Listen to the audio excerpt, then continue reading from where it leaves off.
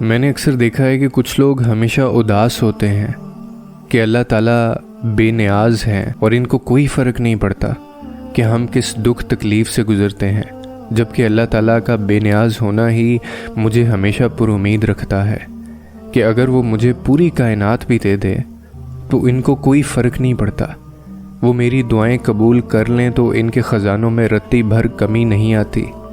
اللہ تعالیٰ بے نیاز ہے تبھی ہمیں گرنے سے پہلے تھام لیتا ہے۔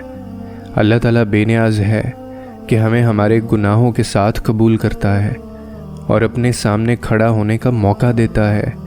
ہم تھک جائیں تو جائے نماز پر ہی سر رکھ کر اللہ تعالیٰ سے سرگوشیاں کر لیتے ہیں اور وہ خاموش رہ کر بھی ہمیں پرسکون کر دیتا ہے۔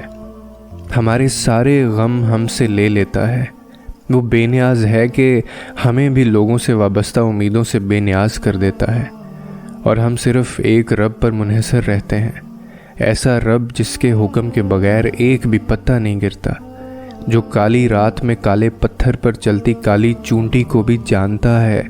یقیناً اللہ تعالیٰ مجھے بھی جانتا ہے، وہ آپ کو بھی جانتا ہے۔ یقیناً اللہ بے نیاز ہے تبھی ہمیں نوازتا جاتا ہے، اور یہاں تک کہ وہ ایسی صورتحال میں بھی آپ کے ساتھ رہتا ہے جب انسان اللہ کی ذات سے اس قدر مایوس ہو جاتا ہے کہ زبان سے شکوہ کرنے لگتا ہے۔ ہر دکھ، ہر تکلیف، ہر مشکل، ہر پریشانی، ہر مصیبت، ہر اذیت ایک مدت کے لیے آتی ہے، پھر جب سب جھیل چکے تو نکلنے کا طریقہ تلاش کرنے کی بجائے مزید دھنستا چلا جاتا ہے۔ یاد رکھو کہ ہر مشکل کے بعد آسانی ہے۔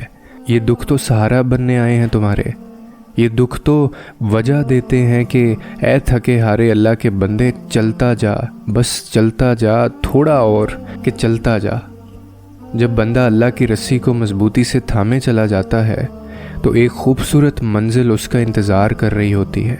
صبر اور شکر کے بعد خوبصورت منزل پا لینے کے بعد بندہ اپنے صبر پر رشک کرتا ہے، اور ویسے بھی سوائے اللہ کے یقین کے بندے کے پاس کیا بچتا ہے؟